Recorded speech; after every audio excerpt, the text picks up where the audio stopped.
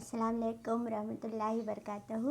آج ہم انارکلی کے دوسرے سیشن میں ہی تو ہم گزشتہ کلاس میں جانے تھے کہ انارکلی کون تھی۔ سلیم، اکبر، مہارانی وغیرہ سے ہم واقف ہوئے تھے۔ تو اکبر کافی ہمیں بیزار نظر آ رہے تھے، انہیں کنیزوں کا رقص بھی اچھا نہیں لگ رہا تھا، تو مہارانی سے شکایت کر رہے تھے کہ ان کنیزوں کو یہاں سے روانہ کر دو، اور اپنے خواب کے بارے میں بھی وہ بتا رہے تھے اور کہہ رہے تھے کہ سیوکوں نے کئی بادشاہوں کو کیا ہے اکبر اعظم بنا دیا، تو اپنے نورتنوں کا بھی ذکر انہوں نے یہاں پر کیا تھا۔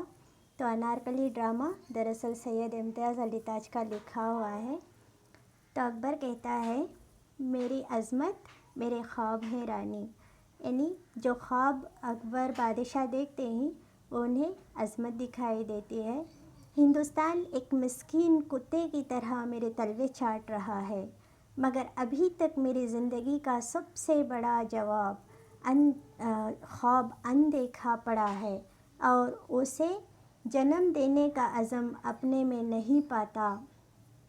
تو اکبر بادشاہ چونکہ شہنشاہ ہیں تو سارا ہندوستان لگتا ہے کہ وہ ان کے زیر اقتدار ہے، تو کہہ رہے ہیں سارے ہندوستان کو مجھ سے کتنی امیدیں وابستہ ہیں، لیکن میرا جو خواب ہے وہ اندیکھا پڑا ہے، یعنی کسی کو اس کی تعبیر کی فکر ہی نہیں ہے اور نہیں لگتا کہ مجھے وہ جنم بھی لے گا۔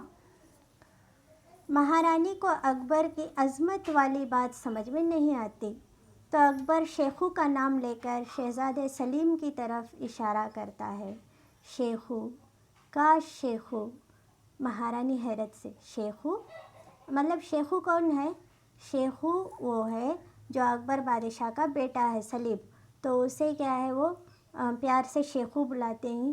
تو اکبر کا اشارہ جو خواب کہتا ہے وہ سلیم کی طرف ہے، شیخو، کاش شیخو، یعنی وہ ایک سلیم جو ہے ایک مطلب آوارہ قسم، اسے اپنی ذمہ داری کا احساس نہیں، اس قسم کا لڑکا ہے۔ تو اس وجہ سے کیا ہے اکبر کو پریشانی ہوتی ہے، کیونکہ وہ ولی عہد ہونے والا ہے اور اسے اپنی ذمہ داریاں سمجھ میں نہیں آتی، تو کیسا خواب، وہ ایک ہندوستان کا خواب دیکھ رہا ہے جس کا شہنشاہ کا شاید شیخو ہو، لیکن شیخو اس بات کو سمجھتا ہی نہیں۔ اکبر نہیں چاہتا کہ سلیم اپنے اجداد سے مختلف ہو، جیسے اس کے اجداد تھے ان سے وہ الگ نہ ہو۔ مغلیہ سلطنت میں ایسا کون تھا جو خواب نہیں دیکھتا تھا، لیکن ایک سلیم ہے کہ کوئی خواب وہ دیکھتا نہیں ہے ہندوستان کی حکومت کا۔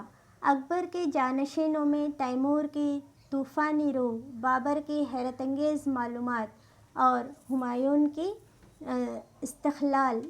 تو یہاں پر آپ تیمور کی تصویر دیکھ سکتے ہو، ظہیر الدین محمد بابر ہیں، نصیر الدین محمد ہمایوں ہیں، تو یہ سب کیا ہیں اکبر کے جانشین رہے ہیں۔ انہوں نے ایک مغلیہ سلطنت کو سارے ہندوستان میں پھیلانے کے خواب دیکھے تھے۔ تو اکبر کی نظر میں شیخو ایک غیر ذمہ دار شہزادہ ہے جسے اپنے ولی عہد ہونے کا ذرا بھی احساس نہیں ہے۔ وہ ایک آزاد خیال، عاشق مزاج اور حسن پرست شہزادہ ہے۔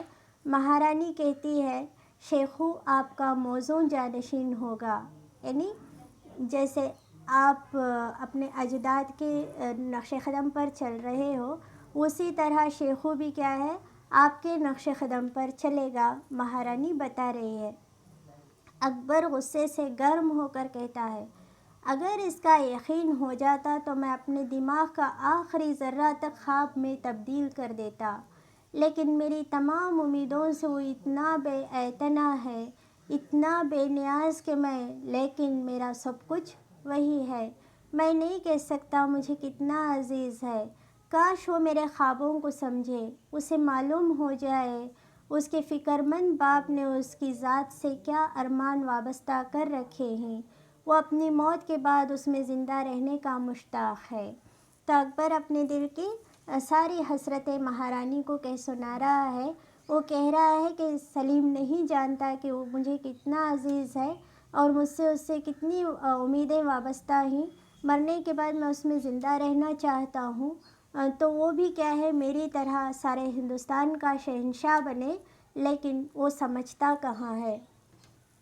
تو مہارانی اکبر کو کہتی ہے سلیم ابھی بچہ ہے۔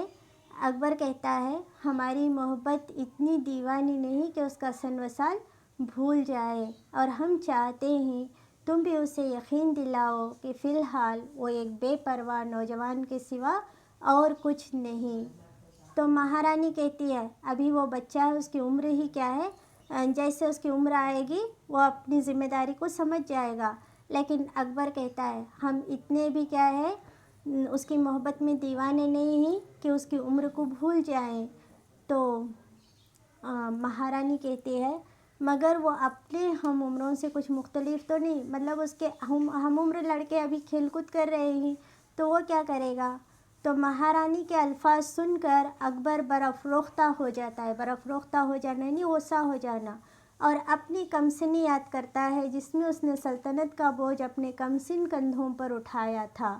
مطلب اس وقت اکبر بادشاہ کی عمر صرف 15 سال تھی جب انہوں نے حکومت کی باغ ڈور سنبھالی تھی، وہ شہنشاہ بنے تھے، تو اس لیے کیا ہے وہ اپنے کمسن کندھوں کو یاد کرتے ہیں۔ جس نے دنیا کی بے باک نظروں کو جھکنا سکھا دیا تھا، جو اس عمر میں مفتوح ہند کو متحد کرنے کے دشوار مسائل میں منہمک تھا، جو اس عمر میں خواب دیکھتا تھا، تو اس عمر میں بھی کیا ہے 15 سال کی عمر میں وہ پورے ہندوستان پر قبضہ کرنے، اسے متحد کرنے اور اسے فتح کرنے کے خواب دیکھا کرتے تھے، تو وہ چاہتے ہیں کہ ان کا بیٹا بھی وہی کرے۔ جب مہارانی اکبر سے آرام کرنے کے لیے کہتی ہے تو اکبر رقص کی فرمائش کرتا ہے، تو مہارانی کہتی ہے یعنی مہابلی آپ بہت پریشان ہو گئے ہو، تھک گئے ہو، چلو آرام کر لو۔ تو اکبر اس سے رقص کی فرمائش کرتا ہے۔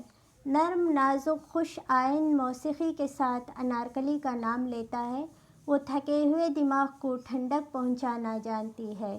صرف انارکلی ہی ہے جو اپنے رقص سے کیا ہے تھکے ہوئے دماغوں کو ٹھنڈک پہنچاتی ہے۔ مہارانی انارکلی بیمار ہے مہاراج، اور اس کی ماں چاہتی ہے آپ کی اجازت ہو تو اسے تھوڑے عرصے تبدیل آب و ہوا کے لیے کسی دوسرے شہر بھیج دیا جائے۔ تو کیا کہہ رہی مہارانی، انارکلی بیمار ہے، آپ اگر اجازت دیں تو شاید ہوا کی تبدیلی سے اس کی طبیعت میں سدھار آ جائے، اس لیے اسے کسی دوسرے شہر بھیج دیں۔ تو اکبر مہارانی سے کہتا ہے تم کو اعتراض نہیں تو اس کو اجازت ہے۔ مہارانی کہتی ہے لیکن حرم سرا کے جشن میں تھوڑے سے دن رہ گئے ہیں اور انارکلی بنا جشن سونا رہ جائے گا۔ تو ایک رسم ہے، یعنی جشن نوروز منایا جاتا ہے اکبر بادشاہ کے دربار میں، تو یہ جشن کو کچھ ہی دن باقی رہ گئی، اگر انارکلی اس جشن میں شامل نہیں ہوئی تو جشن ادھورا یعنی سونا رہ جائے گا۔ تو یہ مغلیہ دربار کا جشن ہے، آپ دیکھ سکتے ہو۔ اکبر کہتا ہے کہ انارکلی پر زبردستی ظاہر ہونے نہ دیں، بلکہ علاج کے بہانے جشن تک اس کو روک لیا جائے اور جشن میں شامل کرنے کے بعد رخصت دی جائے۔ تو ایسا نہیں محسوس ہونا چاہیے اسے کہ ہم اس پر زبردستی کر رہے ہیں، صرف علاج کے بہانے کیا کریں گے، اسے جشن ہونے تک روک لیں گے، اس کے بعد اسے اپنے علاج کے لیے کہیں دور جانے کی اجازت دیں گے۔ مہارانی پوچھتی ہے انارکلی بیمار ہے تو جشن کا اہتمام کیسے کرے گی، اہتمام کرنا بھی ضروری ہے۔ اکبر کہتا ہے صرف رقص و سرود، انتظام تو کسی دوسرے کے سپرد ہو۔ تو انتظام کوئی اور کرے گا، انارکلی صرف کیا کرے گی، رقص کرے گی۔ یہ کس کا خیال ہے، اکبر بادشاہ کا خیال ہے۔ اگلے سیشن میں کنٹینیو کریں گے۔ اللہ حافظ۔